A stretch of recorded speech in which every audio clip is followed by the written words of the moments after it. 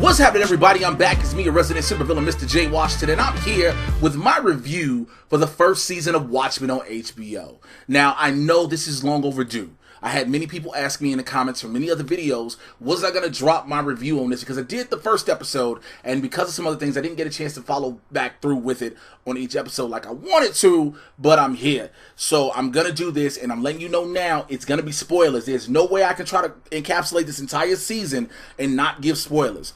First and foremost, my hat goes off to Damon Lindelof, and the Cole Castle, the rest of the director and writing team, everybody that put this season together, because it was a work of art. It was a masterpiece. It was a masterful season, beginning to end. The storytelling was phenomenal. The writing was impeccable. Everything was on point. Like, I know that sounds like normal movie critic, TV critic stuff you will hear here and there, but if you watch this show, if you found yourself every week making sure you watched Watchmen, you didn't want to hear nothing about it till you saw it for yourself, you wanted to watch it repeatedly, you couldn't believe some of the twists and turns you saw, then those words that I use describe this, I think, correctly. The cast alone: Regina King, Yahya Abdul-Mateen II, the legendary Louis Gossett Jr., Jeremy Irons, Gene Smart, Tim Blake Nelson, the list goes. There's an entire list of Don Johnson, so many more, of such a phenomenal cast that delivers on this. This delivers on so many ways. To see how Damon Lindelof put all these clues, the main clue being about Dr. Manhattan, and spoiler alert again, I told you, Cal Abar, Yahya Abdul-Mateen's character, being actually Dr. Manhattan, who made himself look into the body that we see him as, look at the bodies we see him as, and blank his own memory so he could live a life with Regina King's Angela Abar. And that was so dope, because then you just see how wild it is, and you realize Abar walks into a bar when we find out how they actually met, meaning Dr. Manhattan and Angela Abar. Louis Gossett Jr.'s character, Will Reeves, when we saw the story of him who is hooded justice in the comic, which, by the way, let me say this. The one thing I loved about the show as well, another thing, not just the one, another thing is, you didn't have to be a direct fan of the comic books. You didn't have to directly see the 2009 movie. It helped, but you didn't have to. You get what I'm saying? This is one of those things where you like, yo, you have to know all of this in order to go into this. It helps, but you don't need it. And the story of Will Reeves being hooded justice, who is in the comics, and in the comics it's alluded to him being bisexual, but for them to make him black and open and bisexual, and him dealing with all the trauma and tragedy, his origin story episode we saw was arguably one of the greatest origin stories we've seen for a hero ever in comic book history to me. The reason being, we know our heroes go through trauma and tragedy. We know that's what makes them heroes, because something befalls upon them and it decides to change their life and rectify everything that went wrong. And we see a little bit of it. We see Tony Stark was kidnapped by terrorists, and he survived, and now he wants to be a hero. He wanted to become a hero to stop the weapons, and it evolved him more. Bruce Wayne saw his parents killed. You know, you have these different evolutions. Peter Parker saw his Uncle Ben killed. But to watch a man who was a black man who went through the Black Wall Street Tulsa 1921 massacre, which is a real thing, to watch him go through that, to have that embedded in his heart, want to become a member of the police force. From the police force, he is attacked by members of his own force when he's on the New York police force, and he's almost lynched, and then to use the hood that almost killed him to turn around and make that a symbol for justice with the noose on his neck that they put on it. It was so insightful. Then to watch the twist of him being married to a black woman, having an affair with Captain Metropolis, a white man, and him living the double life on top of living a double life. It was surreal. It was mind-blowing. To watch the fact that Damon Lindelof dropped all the clues to who Dr. Manhattan was in front of us. The entire show. Before the show even started. From the very first picture we saw with Regina King dressed as Angela Abar in her Sister Night costume, in front of the yellow clock in which we've known, the Doomsday Clock, which Watchmen has become synonymous for, but with the blue tinted hue on her. Well, we didn't know what that meant. We just knew somewhere Dr. Manhattan might be playing a role eventually. You didn't know, or you just thought it was a bluish, midnightish color what they were doing. She's looking at Dr. Midnight the whole time. She's married to him. She knows who he is. Lady True, phenomenal. Jeremy Irons as Ozymandias, it had to grow on me.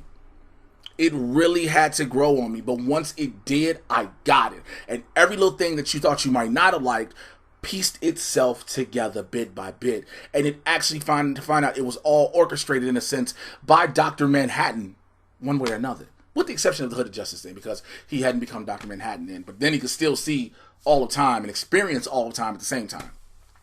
I think this show, Tim Blake Nelson's Looking Glass was great. I want a Looking Glass mask. I'm not gonna lie to you. I just want one. I just think that's so dope. I know it look like it's hot as hell, but I feel like I want one.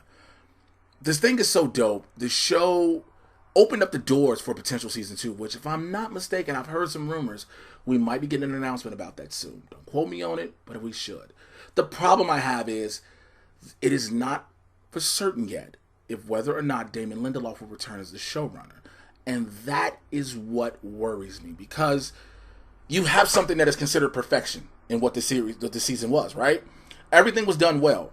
And you can repeat it. You know, people say, well, if you bring back the cast, yes, that's a big part. But you also have to bring back the crew, the writers, the storytellers, those who formulated everything and know the twists and turns of what they did in the first one, so they can take you through twists and turns on the second one, season being. I think this was arguably one of the blackest comic book shows we've had of the year. This and Black Lightning. This did something in a way Black Lightning will never touch on. When it touched on, like I said, the Tulsa Massacre, when it touched on the Black Wall Street thing that many people did not know was an actual historical event, and they came out the gate with it. Then to follow up with the black soldiers in World War I or II, I believe it was, who were sent letters by the Germans. Like, yo, I think it was one. It was in one. The soldiers who were sent letters by the Germans. Like, all of these historical things to play into this alternative timeline, but were real things. Like, this is crazy. There were so many times you would watch, and you'd be like, wait, what is going to happen? Wait, what? What? And you see how you hear certain things even said. The senator who wanted to steal Dr. Manhattan's abilities and become him, who told Agent Blake, I'm not a murderer, I'm a politician. That line in itself holds so much weight and power, because if you follow politics, whether it be American or any other culture or country, you know that sometimes politicians and murderers go hand in hand. I hope we get a second season of this. I hope that the announcement comes, but if it does, I'm thinking we'll probably get it around San Diego Comic-Con, because that's the biggest time to make some of the biggest announcements. And if you don't make it there, now you make it at New York Comic-Con, which I completely understand. I completely do.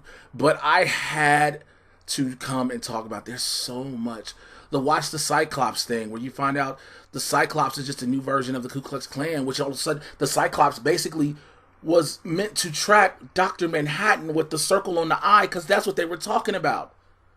All these different things that kind of blow your mind going in together when it creates one great series is something I was very happy to see. And I want to know what your thoughts were on this entire season if you watched it, all right? Let me know in the comments below. Like, subscribe, click on the notification bell. Did you also like the way how cops have to wear masks to protect themselves? And not only do they have to wear masks to protect themselves, they have to ask for authorization to have their firearms unlocked, which I thought was so dope.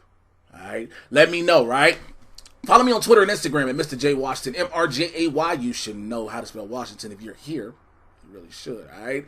Join my supervillain squad on Patreon, patreon.com/Mr. J Washington. I put a bunch of other exclusive stuff on there that I don't talk about on my podcast anywhere else, like my professional wrestling matches. Yes, your boy's a pro wrestler. Been a pro wrestler for 20 years, and some things are coming up. A couple of my matches are available right now on the Patreon. It's only $1 or $5. I'm not asking for 20, 30. If you want to do that, that is on you, and I am grateful. To go ahead and follow it. And make sure you're checking out the Mad Titan podcast. It's everywhere you get your podcast from, because I get you caught up on everything that is happening in the Marvel and DC live action and cinematic universes. It is barbershop talk for nerds, so come on in the convo, all right? I will holler at y'all later. Take care. I'm out here.